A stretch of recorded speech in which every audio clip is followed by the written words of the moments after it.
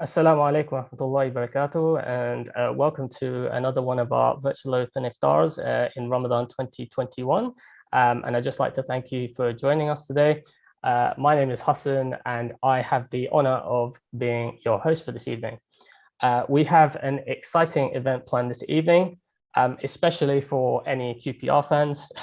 With we've got Brother Ilias Chair, Brother Faysal Bettache, and Dr. Imtiaz Ahmad, Andy Evans, and Charlotte Edwards from the QPR Community Trust. But before we get started, I would first like to thank our media partners for this year. That's the Islam Channel, and give a special welcome to those joining us from Islam Channel's Facebook and YouTube pages. It is a pleasure to have you all with us today. I also wanted to express our thanks to the Arts Council UK, whose help has allowed us to continue our great work this Ramadan, all of which is available on our website. Our work this Ramadan is supported by our charity partners, Islamic Relief. You can check out all the incredible work that Islamic Relief does at iruk.co/RTP. Now, our virtual open iftars are meant to be interactive, so I'd like to encourage everyone to hop onto the Zoom meeting if you can. And for those of you who are comfortable, please do turn on your cameras so we can see you rather than just seeing a dark grey tile with your name on. On behalf of the speakers, it's a lot better for us to actually see who our audience is and how you're reacting to us. So just before we begin, I'll just run through the tech. I'm sure everyone's used to this and had the experience of multiple Zoom meetings by now. But for anyone that doesn't know, what you'll find is we've got a chat function, and I can see that Joanna and Rehan and Shabana have already used it. So that's on the right hand side, and if you click on chat, you can open up the chat function. So feel free to communicate in there. Also, if you have any questions for our speakers or even myself, please feel free to drop them in there, and we'll get someone to pick that up. Also, you'll notice we've got the reactions button. So if you're on a laptop, it will just say reaction. And if you're on mobile, there should be 3 dots somewhere and you'll be able to see a reaction. I can see Shabana's always jumped the gun and Rehan just basically showing that you guys are experts, and I probably didn't have to run you through sort of how to use Zoom. But for anyone that doesn't know, this is just a way to almost show Jazakallah, brother Elias is also showing his appreciation. This is just for anyone to show our speakers while they're speaking, their appreciation, or if they want to get our attention, then we can do that. There's also a raised hand option as well. So if you do want to get our attention, maybe want to ask a question, feel free to use that option as well. So in terms of the agenda today, we'll have a quick sort of interactive session, just as an icebreaker, just to catch up with some of our guests and see how they're feeling. And then what we'll do is we'll move on to almost like a Q&A with some of our speakers for tonight, and just about their experiences on today's topic about being a sports person in the month of Ramadan. And then once that's over, we'll hand over to, we'll have a slot for questions and answers.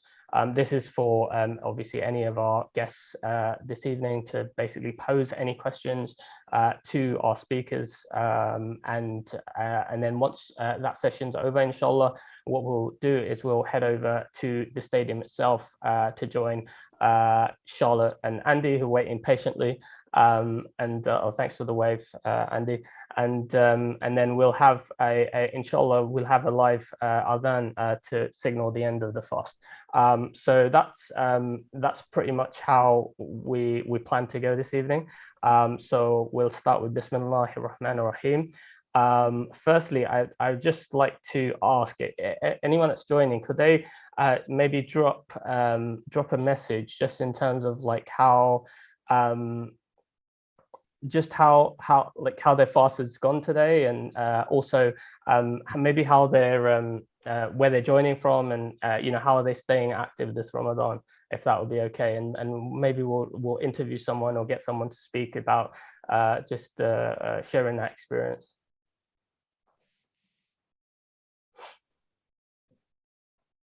So Shabana's joining from London. Could we? Who else have we got? Any more? Rehan's from London too. Oh, okay. So it's a very Shireen's from West London. Oh, amazing. Shireen, are you a QPR fan by any chance, or am I being too optimistic? Sorry, no.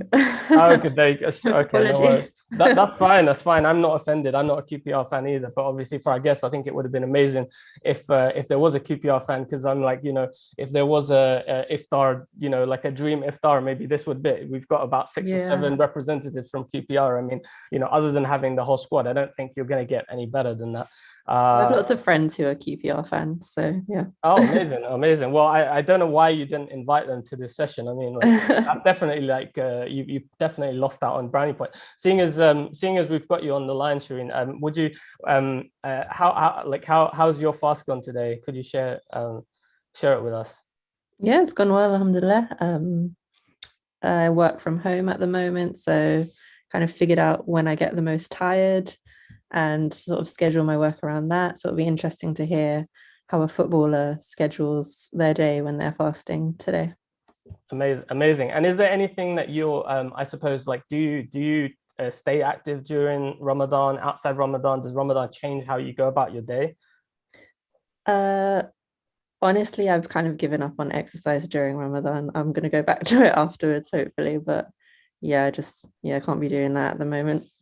Okay, that's it's sad to hear. Like, I can see Hawazin has also dropped in the chat. She also says, I wish I can run. I didn't try. She hasn't tried. She hasn't had the courage to try. And Shabana also says that she's not running. She doesn't know, like, but we can see Rehan is mentioning that he's doing his morning walks.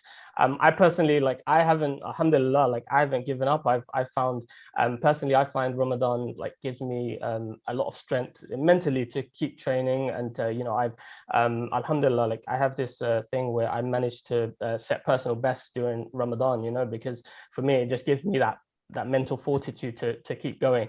But I think like for all of us anyway, like even training, like training is also a form of worship. Training is also a form of ibadat. Our bodies are given to us as an amana, and we have to return them. So, like, for me, it's also important that just because we're fasting, it doesn't mean that we can't train or we shouldn't do the right things. And like, hopefully, we've got a medical professional. We've got Dr. Imtiaz joining us today, and like, I hope he can give us a lot of practical advice and tips on just how to make sure how to make sure that we're maintaining our bodies and just doing. And I can see Hawadin is just asking me a question. Do you run just before iftar? And like, yeah, you've hit the nail on the head. I'm not crazy person that I'm going to run during the day and then like be fatigued for the rest of the day. I basically, you just be smart about when you pick and choose.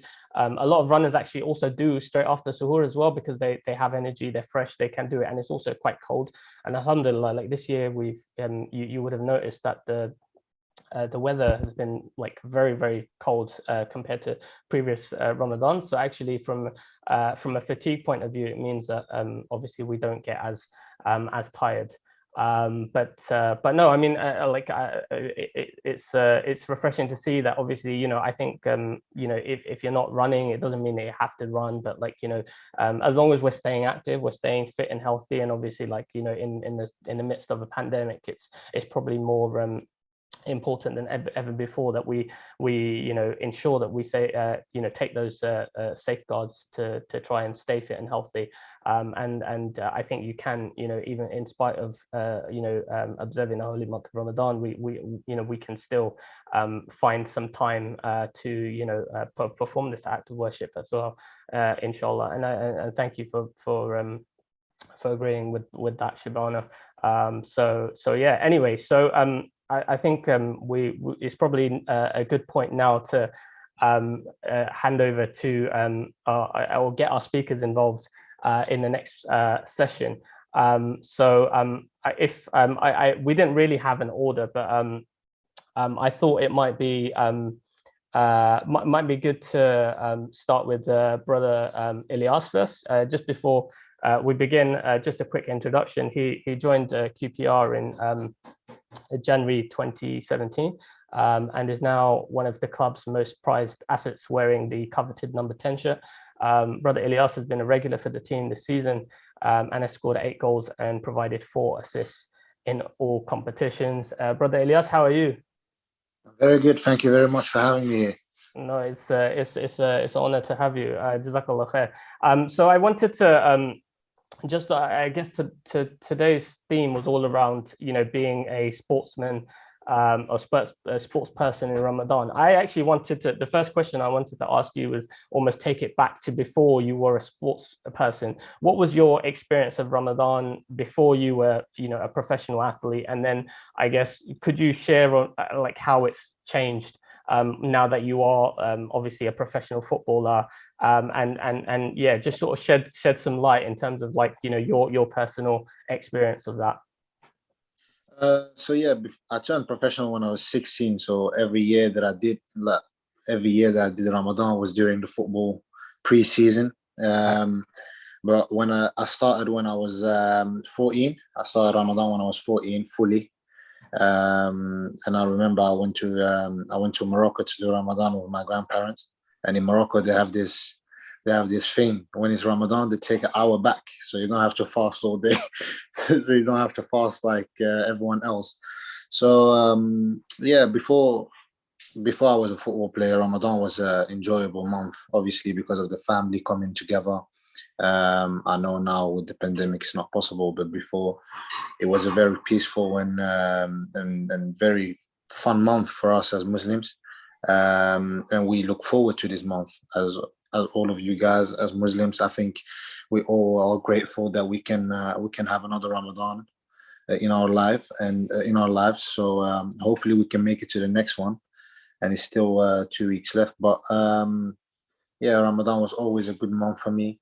I always get in a good relationship with Allah subhanallah in this month, and I'm very grateful for that. And hopefully I can live long enough to get another couple of Ramadans in. Yeah, inshallah khair. Also, like, could you touch upon maybe like what how have you found being like you know, maybe is there anything different that you do in terms of like your preparation for matches, training, you know, in the holy month of Ramadan that you didn't, like, how would you go about preparing for Ramadan, being a sportsman? Is there any hints or tips you could give to anyone in you know, that is playing sports?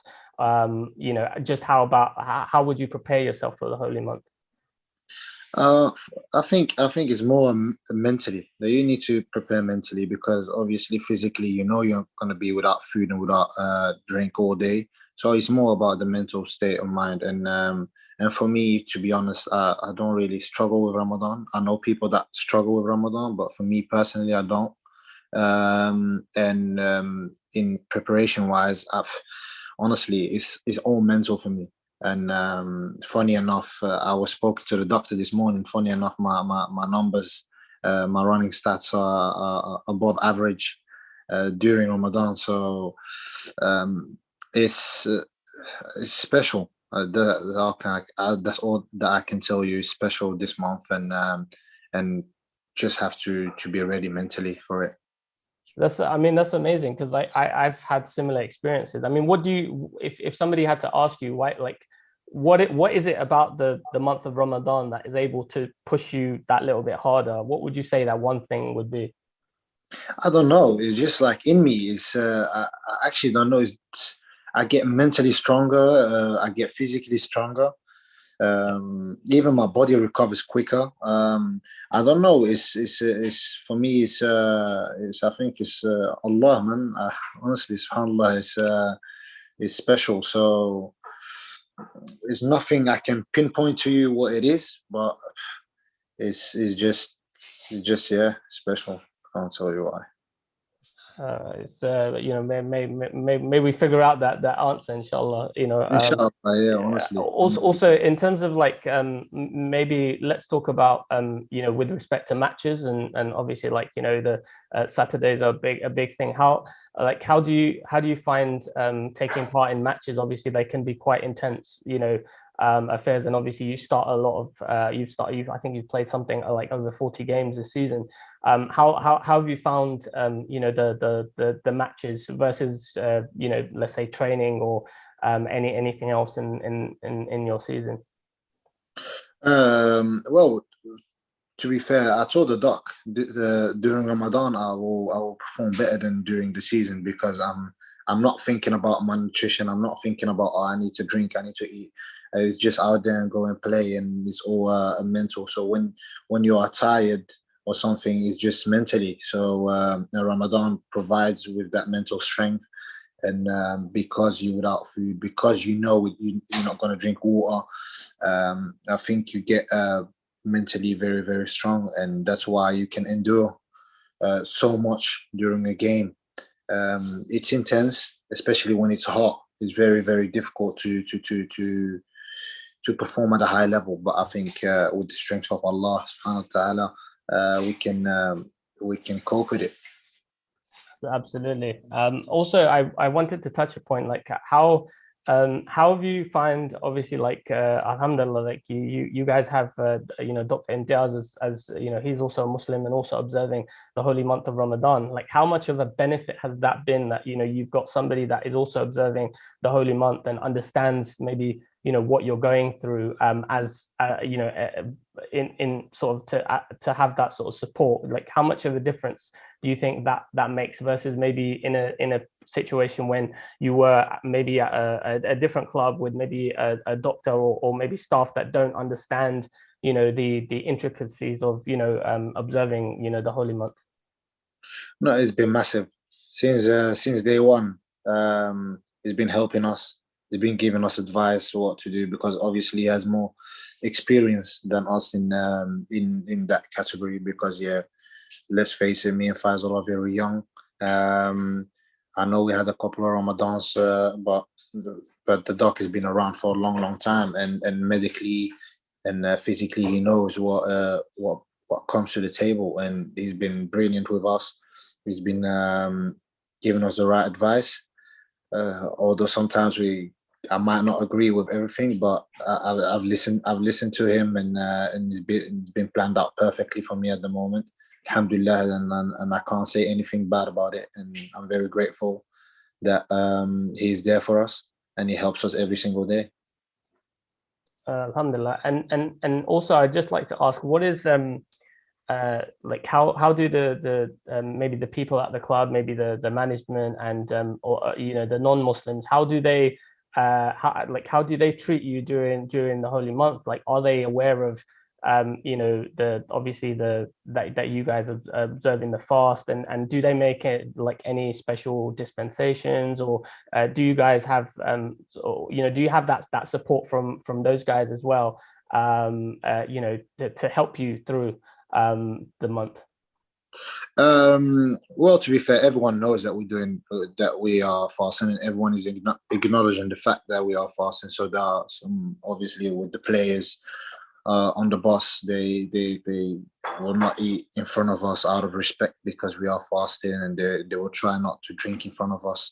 And me and Faz, obviously, we appreciate that. But I said in the beginning to the managers, to the manager, and to the staff as well, to the technical staff, I don't want to be an exception. I don't want to be treated different because I'm doing this Ramadan. I want to be treated like everyone else, how I was been treated before, and it's been brilliant so far, and I'm very grateful for everyone for understanding, and hopefully we can keep this on.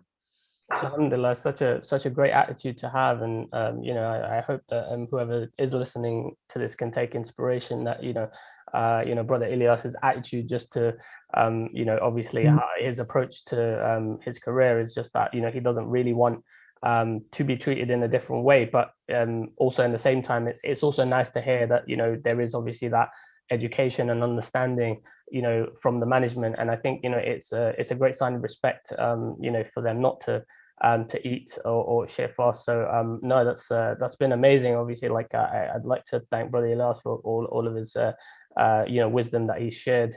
You know, may Allah can bless you and you know, continue your career. May it keep growing, inshallah khair. I would probably now want to move on to Brother Faisal. If I can ask to unmute him and bring him into the conversation. Assalamu alaikum, Brother Faisal. How's your fast? All good, thanks. And yours? Yeah, alhamdulillah, alhamdulillah. Alhamdulillah. Thank you so much for joining, and hopefully problem. we can benefit from your experiences. Similarly to Brother Faisal, maybe tell us about your you know, your experience of Ramadan. You know, like prior to being, you know, a professional athlete, and what are your memories? I think, like Ilias said, mine was maybe when I was younger, was all about going back home, Algeria, with my family and just spending my time there, doing the whole of Ramadan there, just seeing all the family getting together, seeing new things. It was just a family thing for me, to be honest. And then that's it. And then I think once football came, that's when it started to get maybe a bit harder. But then I think once you get used to it, the first like 3-4 days, I think after that it's just, I think it's easy personally. And do you still find that time to, you know, reconnect? Because I like it sounds like Ramadan has an innate ability to bring everyone together, be it like, you know, your families, your community, your friends. Do you still, like, being obviously a professional athlete, your time is, you know, it's a lot harder to manage. Do you still find that you can take that time away and connect with those that are dear to you? Yeah, it's all the time. You got to do it. Like, I love spending time with my family and stuff. It's the one thing I love doing during Ramadan. Like we learn new stuff about each other, even if it's learning the Quran, whatever it is. It's just stuff like that. It's nice to be with your family, especially in this month. Alhamdulillah. And what's what sort of what's your experience now that you are a professional athlete during the holy month? You know, how do you find you know, the like similar to the question that we asked Brother Elias, like how do you find you know, preparation and you know, the games? Like what is there any sort of thing special that you need to do in preparation before the month, or do you just like carry on as you were before? But like Elias said, I think it's just all a mental thing. I think when you're on the pitch training, I think you just got to push through it at the end of the day. I think it's training is only like an hour and 30. I think once you push through that training session, I think you'll be fine. And at the end of the day, like I said, I think you got Allah by your side. Like, you know, He's gonna push you through anything that comes through. So I think you just got to believe in yourself and just push through. And is there anything, like, is there any advice or anything you would maybe tell anyone? I know you've been at the club since the age of 13, so it's like, yeah, I think alhamdulillah you're 20 now, and you've had 7 years, so it's obviously grew up around the area. Is there anything you know, maybe some advice that you'd give to let's say anybody that was, you know, is playing sports and doing things, just how to go about, you know, how to go about continuing that activity in the holy month? I think you just got to believe that Allah's got you and He's going to push you through. I think if you think that no, I'm fasting, I'm not going to be able to do it as much, I think it's just an excuse in a way. I think you got to believe in your ability, believe that you can push through this and just carry on, to be honest. No, Jazakallah. I think that makes a lot of sense. What's been like in terms of like what about support? What supports do you get in terms of like from your family? Be it like, you know, we have Dr. Imtiaz there. Like, is like, how important are they in terms of like your career? Like how significant of a role do they play during the holy month, outside the holy month? Is there anything you could sort of put a finger on and say, you know, this is the thing that, like, you know, really has helped me get through, let's say, a difficult or a you know, a phase where you might be a little bit unsure of? What would I say? I think the doc has helped us a lot. He's given us a couple like reassurance to say, if you don't feel well, you can come to me, speak to me about it. Or even if with my dad or my mum, they're like to me, if you don't feel too well about, doing the Ramadan during this month, like, you could speak to me. And I think it'll just help me push me through. Like, every time I've had a chat with them, they'll be like, no, listen, it's good to do it. It'll help you. It's beneficial. The rewards you get after it are beautiful. All this type of stuff. So just them motivating you and telling you to keep on going is it's a big thing. I think so. It doesn't feel like you're fighting by yourself. I think you've got people behind you knowing that you can keep on pushing through. Amazing. Also, I wanted to ask, what do you find is the difference between observing like Ramadan in you mentioned Algeria versus the UK? Like, what things do you like or dislike? Is there anything is there anything that you like? I guess if you had a choice, would you be back and spending every Ramadan in Algeria? Yeah, there's a massive difference. I think once you're in Algeria, everyone is fasting. It's like everyone's in that month, so that you could feel that vibe. But Right. I think in England, it's like not everyone is fasting. Like you'll see some people, I don't know, eating, drinking, whatever it is. But back in Algeria, everyone's in the same bubble, as in a way, like they all know what's going on. So it's just good to have a load of people around you doing the same thing. Alhamdulillah. And in that sort of frame of thinking, you mentioned bubble, obviously you guys have had to be in sort of a bubble in that sort of aspect in your clubs. How have you found that as a challenge? And how has Ramadan helped with some of those challenges? Has it helped, and how significant overall has it played? I don't think it was a challenge at all. I think everyone at the club is comfortable with each other. We find each other like as a family in a way. Like, we could speak to each other, laugh, joke. Even if we've got to speak seriously, it's a serious chat. I think everyone there it's a quite tight bubble there. So everyone's nice to each other. I don't think it's that bad at all. And how have you obviously you've gone through quite I imagine quite a lot of the youth teams. How have you found I imagine there would have been a challenge at each stage, and the challenges may have been different. How has could you say Ramadan has benefited you in any way to try and conquer some of those challenges?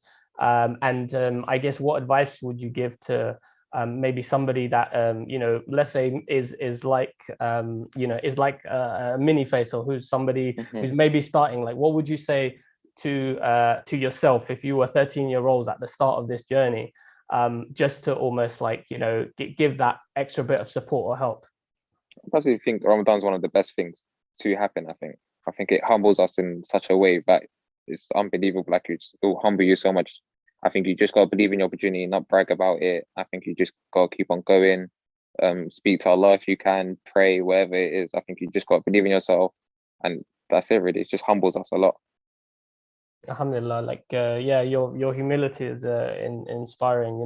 May Allah continue to remain in that vein, and may Allah continue to help carry forward your career, inshallah. And I guess you guys are quite important role models for the youth. And I think yesterday we had a discussion on how to empower the youth, and I think having active, positive role models like yourself who encourage the youth to be patient, be humble, and stick to their principles and their faith to try and achieve, in spite of maybe some people may see Ramadan or fasting as something that might potentially hold us back, but actually you're taking the mental fortitude and resilience that Ramadan has given you. I'd like to point back to brother Elias, to be able to perform a better in this holy month, I think speaks testament to actually what the holy month of Ramadan gives us. I think it makes us the best version of ourselves. And that isn't just in the physical sense that might transpire on the football field. It is actually the best version of ourselves, be it as a son, as a brother, as a sister, maybe as a father, as an uncle, as somebody that plays an active role in the community. So Jazakallah khair for all of your insights and experiences. Inshallah, somebody somebody young that is watching this can benefit from that insight. I'd now like to Jazakallah khair for your time, brother No Faisal. problem. And I'd now like to bring in Dr. Imtiaz, who's kindly joined, and the doctor, like you've had singing praises and endorsements from Faisal and Elias. I think firstly, obviously, thank you for joining. I just wanted to maybe ask you what were some of those sort of nuggets or those conversations that you were having with Ilias and Faisal. You know, some of the things that they mentioned that you've been like, from my interpretation, it sounds like you've been a pillar of support for them. Could you share some of those nuggets with, you know, maybe some of us or anybody else that's watching, just in terms of, you know, what things can we do to you know, prepare ourselves for the holy month if we want to stay active? You know, how can we look after our bodies? You know, is there anything you could share in that aspect? So, assalamu alaikum.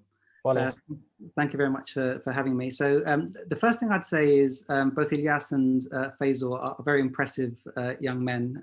To be observing the month of Ramadan and also playing professional football isn't easy. For me, the beginning part of preparing is about communication and just finding out from the players about whether they want to fast or not. Remember, we've got two young men here who are fasting. There are many other Muslims who are professional athletes who choose not to fast, and that's fine as well, because it's not easy. So I know what we've heard from Ilias and Faisal is the positive aspect, but there are some people that choose not to. So we have to respect, I believe, a personal choice. I think both of them made it really easy because they spoke to me beforehand. Ilias actually approached me and said that he wants to be treated the same, and for me that was nice, and it opened opened the door to the conversation. And I spoke to him at length, and also to Faisal. What I also said was that it's important to speak to the manager themselves, and both of them wanted to do that, and they were keen to do that. We've got a structure where we have our manager. We've also got Les Ferdinand, who's our director of football. So we've got various people who are important within the club that I think is important just to let them know about their wishes. And I think what we all got back from those kinds of conversations was that everyone was fine and they respected it.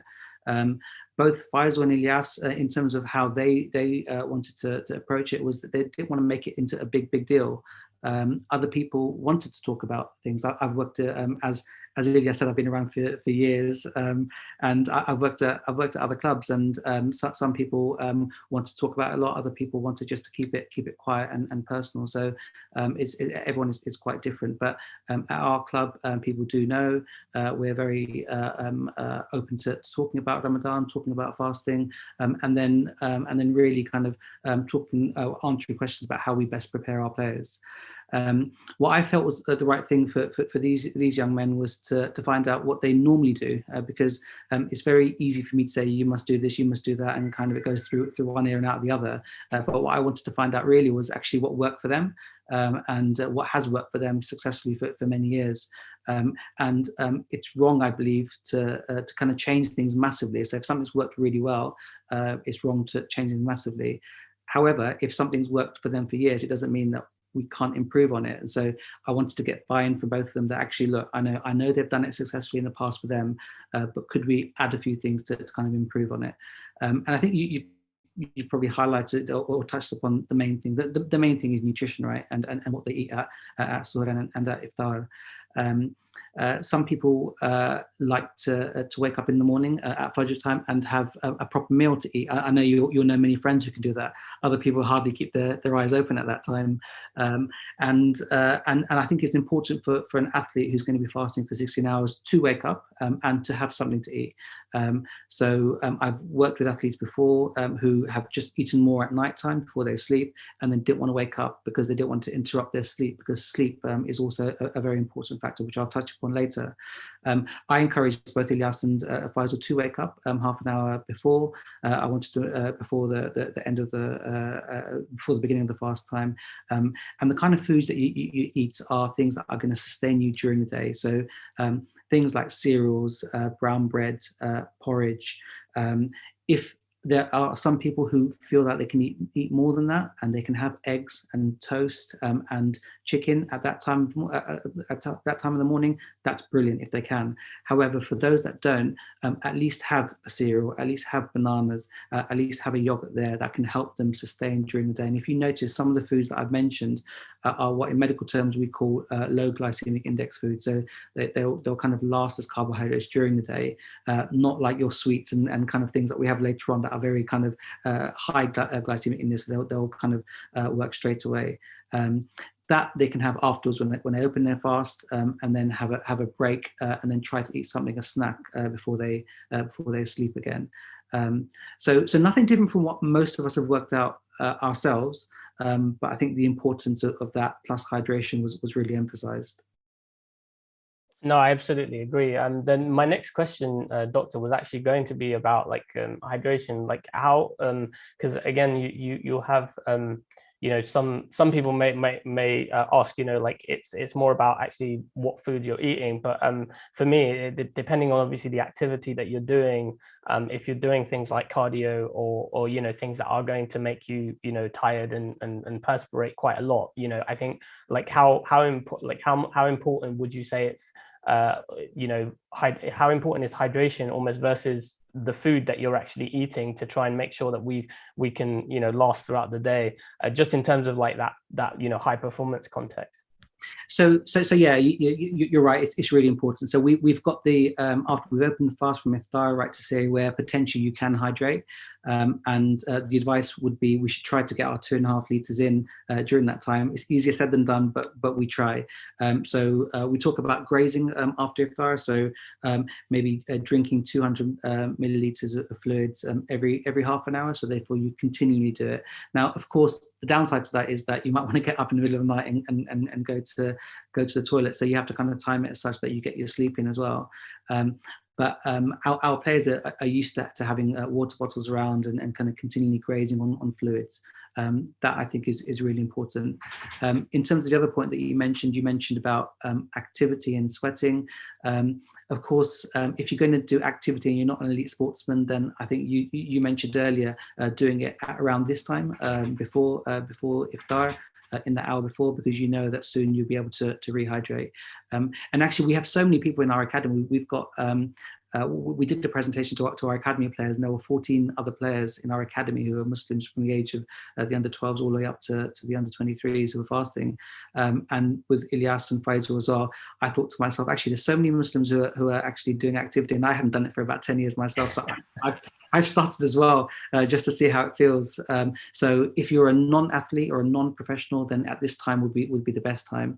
And of course, you've got to know that also if you feel unwell, if you feel dizzy, if you feel tired, then you should refrain or stop that activity. I had that chat with Elias and Faisal as well. I said, you know, if you do feel unwell, then of course I'm there to try to look after you. So if you're dizzy or feel sick, then I'd give you some sugar to kind of break the fast, and they were both fine with that. So just to let everyone know that we're trying to do things as medically safe as possible as well. But again, going back to the recreational athletes, I reckon around this time you should do it. Make sure that you're fasting not in the direct sun. Try to kind of look for areas of shade. For our athletes, we have cold water. We put water in towels in ice cold water, and we put them onto their necks and onto their faces. We give them water where they can rinse their mouths and spit out. That's just water. So just like when we're doing wudu, not anything with any sugary drinks or any caffeine. And that can refresh you as well. And there are studies to show that can actually help as well. So there are a few tips that can actually help if you're really keen to exercise while you're fasting. Oh, thank you so much, Doctor. There was like you ran through so many in such a short space of time. Like I hope our social media team or like somebody scribbling all of these things down, because I think they will be of so much benefit to anybody that's listening. I myself agree with the water. Like I actually find the Tarawih is a great way for me to, like, you know, you talked about that grazing. It's almost like with hydrating, what I do is, like, you know, every time we finish 2 rakats, it's like, you know, you'll take on 100 100 ml, and then it's like open, close the bottle, open, close the bottle, and you just like you're going through that, and it's like by the time you've read the Tarawih, it's like, oh my God, I've managed to like take a whole liter of water, you know, and it's like you whereas, you know, when you're staring and looking at the thing, it's like, oh, how am I going to take that on? And I think, you know, all the advice of training is also well, and also like you touched upon just sort of listening to your body as well. I think that's such an important point. Like I myself has probably been guilty of, you know, not doing that. I think when we're a lot younger, probably you know, similar to brother Elias and Faisal, we sort of take that thing for granted, you know, like the almost like, you know, youth just being like, you know, you're almost indestructible. And I think, you know, as you get older, you do start to understand, it's like, you know, I can't be doing this every time. So like, alhamdulillah, like I've had the benefit of hosting these sessions for the last 3 days, so it's like that's actually been the only days that I've actually rested during Ramadan. So for me, it's just been a nice breather. And even though sometimes our bodies don't necessarily give us the signs that they might need a rest, but I think, you know, there's no harm in resting or listening, you know, to those things. So no, I think you know, all of those are really, really good practical things, and I hope that, you know, whoever is listening or does hear this afterwards can benefit from all that advice. Jazakallah khair, again, Doctor, for sharing. The other thing I wanted to ask you, Doctor, was like, what about so like brother Ilias and Faisal mentioned, obviously, like, you know, you being a Muslim has been like great because of you've got that insight. So I was interested, what like are there in terms of your industry and other medical doctors around the other clubs that who are not of a non-Muslim faith, do they come to you with like questions around, you know, how best to deal with, you know, players that are Muslims at other football clubs that are fasting, in terms of advice? And like, you know, how have you found your network of you know, sort of medical professionals, you know, like is there a sharing of that sort of that information that you mentioned? Yes, there is. So a close friend of mine is Dr. Zaf Iqbal, who's at Crystal Palace, and we train together and speak most days actually. And we're both co-chairmen of the FA Medical Society, where we host clinical meetings, and we've done that since 2010. And we hosted one on fasting in athletes, and we had the clinical updates like you'd expect in a medical meeting, but we also had athletes there talking just like you've got with Elias and Faisal. So we had Freddie Canute came and spoke over there, Sonny Bill Williams and Moeen Ali, and everyone was there to kind of give their own personal experience about fasting, and that did generate quite a lot of interest. And so people asked us subsequently with regards to tips and how we've kind of dealt with things. So we've tried to be proactive, and I mentioned, you asked about other clubs. I've even mentioned within our club, it's not just about the first team. Within the academy, you can see how many people there are. We called all of the players who are Muslims and their parents as well, because it's not just about, as you can see, when we're having iftar together, it's a family thing, isn't it? It's not just about the player in front of you. So we try to kind of engage them as well. And of course, with things like this, if word gets out, I'm always kind of contacted for advice, and very happy to give that to other fellow medics who are non-Muslim. Thank you so much, Doc. Finally, I wanted to touch upon, obviously, like we've been in the midst of a pandemic and things like this. How important would you say, obviously, like physical activity is, you know, to obviously it benefits our physical health, but how important do you think it is for our mental health? And, you know, is there like would you recommend people that are fasting, even if they're not able to, you know, go for jogs or whatever, like what sort of advice would you give to people that maybe aren't as physically capable, but to almost, you know, is that going to give them, you know, benefit during the day to, you know, take like maybe half an hour or hour out of their fast to go and perform that? Yeah, massive benefits. It's one of the areas that I've got quite an interest in, and I think most of us who've done exercise, we do feel better, and it's not just the exercise one-to-one, but when you're doing it with people, you feel better as well, that social aspect. There's numerous studies that link exercise to kind of improved health.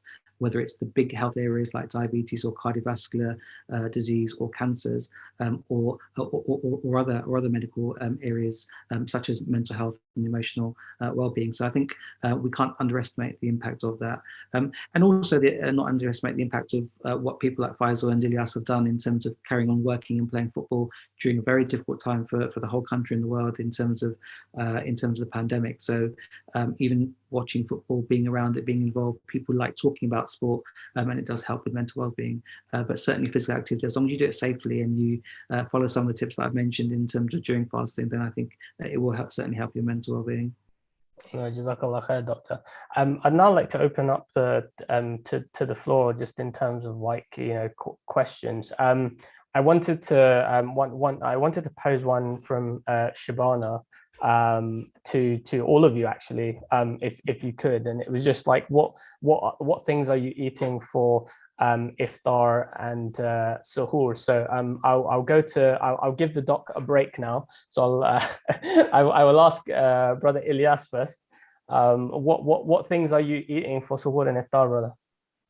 So normally when I'm with my family, I eat my mom's food, and I will have like the traditional food that we eat for iftar. But because now I'm by myself and stuff like that, I will probably like have the chef cook me some good food, and it can like vary from day to day. So every day is something else, and I probably have some fruits, some smoothies. And that's it for me, man. I get very I get like I'm hungry all day, and then I eat like a little bit and I'm full, subhanallah. But yeah, that's me after like iftar. And then at suhoor I don't really eat that much, although the doc advised me to eat, and I do listen to him. I do get up and I'll probably get like porridge or something small, like he said, cereal, and loads of water, trying to get in like 2.5 liters to 3 liters of water in my body before I go to sleep. So and that's about it. Jazakallah for sharing. Same question to you, Brother Faisal, if you could enlighten us. Yeah, same for me. I'll have some traditional foods, my mom's food, maybe some soup. Break my fast with 3 dates, have a soup, have some rice and chicken, maybe, depends what she's cooked on the day. I mean, that's about it, to be honest. And I'll wake up for suhoor, maybe have some porridge, some toast, and just drink a lot of water. Every day is different, to be honest. Depends how I feel once I wake up. No, I'm the same. I think like for me, the doc pointed like water is like the it takes most of the space in our stomach, and it's like the only whatever's left you'll take. But generally speaking, I think I like the doc will probably confirm, but our stomachs tend to shrink during the month, so usually we can't eat as much as we normally would like to. So even like and that just kills our appetite. So it's just like you have a little bit to sustain yourself, and that's really it. So no, jazakallah for sharing. If I could unmute the next question we had was from Rayhan. I'm just going to unmute Rayhan. Rayhan, could you put your question to Brother Faisal and Ilias? Yeah. Salam. So I was wondering, so how do your non-Muslim teammates, like rest of the team, how do they respond to like you fasting during Ramadan, if you tell them or if they know about it? Well, they say they can't do it, and some of them did it with us. Some I had Luke Amos did the 3 first days with me. We broke fast together. So he's a Christian, so he obviously wanted to educate himself on what fasting really is, and then there are other players that just say like, no, I can't do it, I don't know how you do it, and then I just tell them it's a mental thing. So yeah, the teammates are quite good, to be fair. It's not bad. And to you, Brother Faisal? I think it's the same like Elias. I think you get a couple of them saying not even water, not even a bit of water during the day, this and that. So you would hope like the competitive element, like I get the vibe that like football is very, very competitive. So like they'll be like, oh, you know, Faisal and Ilias are like, they're able to do this while not like eating or drinking. So like, you know, we have maybe this is a secret that we're missing out on. Like I guess, like, you know, do they like say, oh yeah, we have to try and, you know, experiment and see, you know, what this is all about. Yeah, like Ilias said, I think my body recovers much better during Ramadan. I think like after training, my legs will feel much better than when I'm not fasting. Alhamdulillah, alhamdulillah. Thank you for sharing that that insight.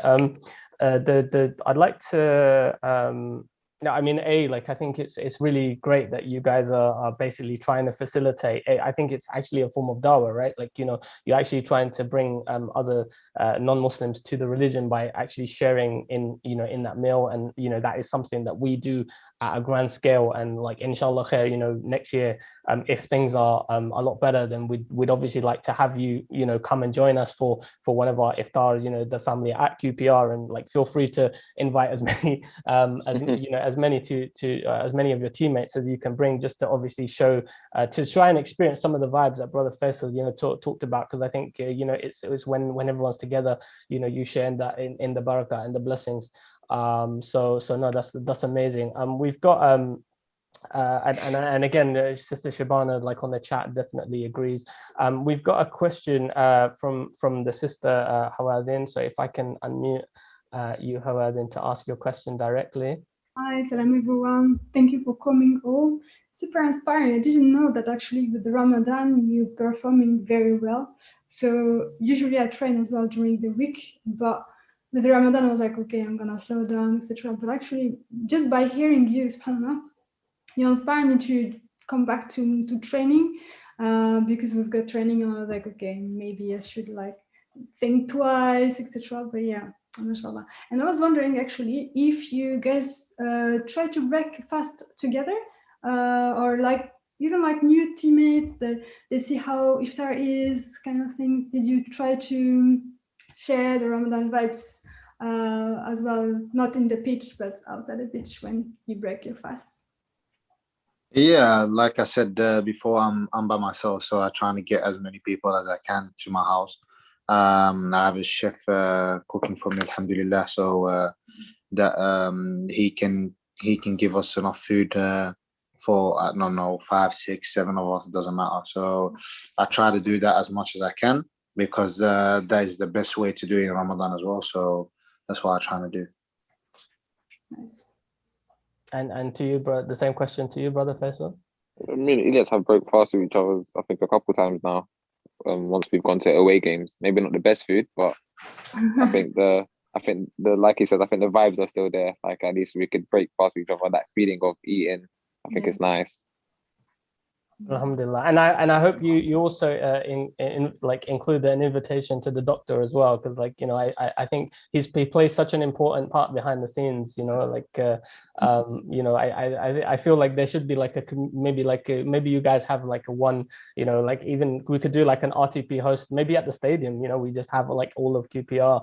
I mean, I don't know if you guys could make that happen, but I know definitely we'd be keen to do something like that in the future, inshallah. Inshallah, no problems. Should ask the doc. The doc is the big boss. Yeah. You said I'm the boss, but you're the one with the chef. So I wish I had a wife. Man. No, but in all seriousness, we've been to away games together. We've had to open our fast during a game on the side of the game as well. We've had kickoffs during Ramadan at 12:30, 3 o'clock, 7 o'clock, and 7:45. So you can imagine, like, it just tests you in different ways throughout. So once again, it's really, really good work that these guys have done to kind of get through so far, mashallah. No, that absolutely, and no, I think yeah, I think you know, hearing obviously Brother Elias and Faisal, I think the and the doctor as well, I think the attitude is like amazing, you know, to have that you know, to bring to obviously have to share you know, breaking the fast together. I think, you know, it was also an act of worship, you know, and you know, may Allah bless you guys for doing it. And like, you know, inshallah, we can yeah, we can, like, if the doc can ask some serious questions, inshallah, we can have an event, you know, to try and make it happen next year, inshallah. So I leave that in the doctor's safe hands. I just conscious of time. I just want to, I know that we've got Andy and Charlotte from QPR Community Trust. So they're just a charitable arm of QPR. And Andy is actually the CEO of the trust, and Charlotte is the equality, diversity and inclusion lead for the trust. And they're just going to just invite us into the actual stadium itself. So I'd like to bring you guys in, if that's possible. Hi, Andy. Hi everyone. Welcome to the Kyan Prince Foundation Stadium, home of Queen's Park Rangers here in West London. I hope you enjoyed the insight provided by our players and our club doctor. We're pitchside here, where both Ilias and Faisal played just a few days ago. We've had a really positive season, and we're really looking forward to next season. And we're sat in the dugouts where the club doc sits and keeps his eye on the boys while they're out there, they're performing. So we're so pleased to host this evening's call to prayer from the home of QPR. Hi there. So Queen's Park Rangers Football Club is an extension of its community, and we're surrounded by people from all walks of life, races, faiths. And it's important that anyone who comes here or engages with us through our outreach programs, our community trust programs, is made to feel welcome and part of the QPR family. So finally, from myself and Andy to all, Ramadan Mubarak. Thank you so much, guys. Just in the last couple of minutes before we do go to the live call of prayer in the stadium, I just wanted to thank the Dr. Imtiaz, brothers Faisal and Ilias for sharing all their insights, and everybody else and the team at QPR for making this possible. I think everybody has benefited from just getting an insight into a day in your lives. So barakallahu feekum for making that happen. Obviously, please remember all of them in your du'as to you know, inshallah, you know, their careers continue to go forward, and you know, may brother Elias also find a wife that, you know, could do the cooking for him as well, inshallah khair. You know, we would also just like to remind everyone, obviously Ramadan is the month of charity and giving, so we want to encourage you to continue to support us and our work. Your support is vital to keeping these events like this to keep happening, and as obviously we transition to normality by helping us continue our iftars and sunnah fasts. So you can donate on our website at www.ramadantempproject.com or on our LaunchGood page at www.launchgood.com/RTP 2021.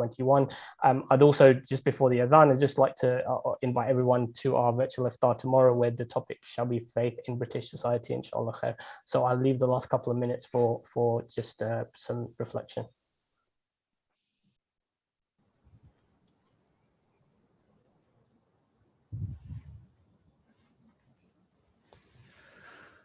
Allahu Akbar,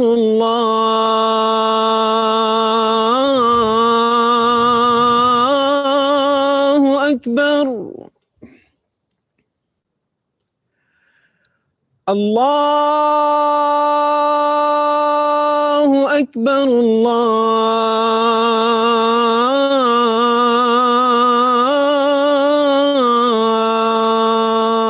Akbar.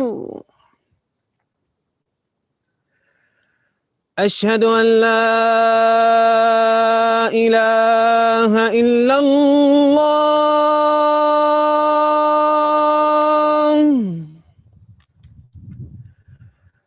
أشهد أن لا إله إلا الله.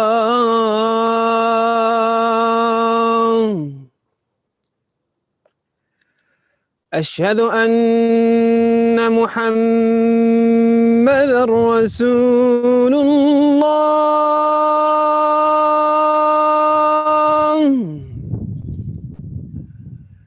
أشهد أن محمدا رسول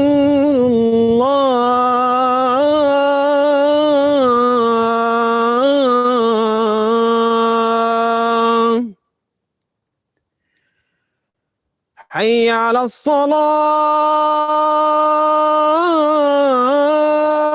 الصلاة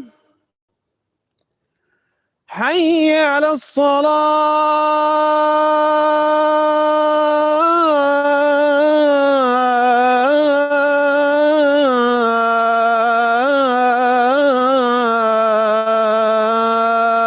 الصلاة حي على الفلاح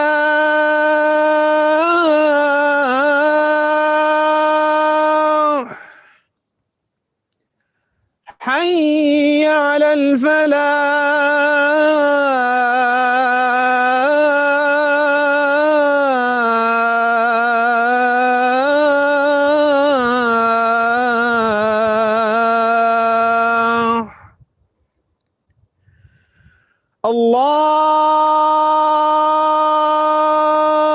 الله أكبر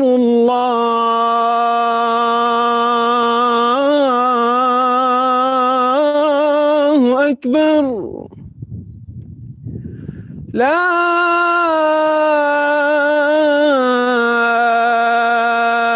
إله إلا الله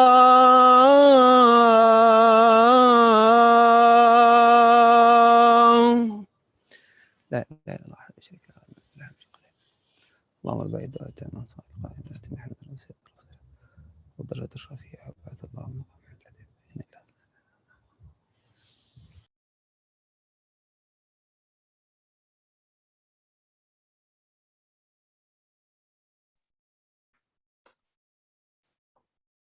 Thank you. Just like to reiterate, thank you to everyone for joining. I hope on behalf of obviously Ramadan 10 Project, I'd just like to thank Brother Ilias, Brother Faisal, Dr. Imtiaz, and Andy, Charlotte, and the rest of the QPR family for making this happen. I think there were so many like nuggets of wisdom, and I hope that everyone did benefit from. I personally speaking, I did, and I hope our speakers also found the session enjoyable and fruitful. So on behalf of ITB, I'd just like to wish everyone a blessed Ramadan, and I'd leave you to enjoy your iftars, and yeah, we hope to see you again tomorrow, inshallah.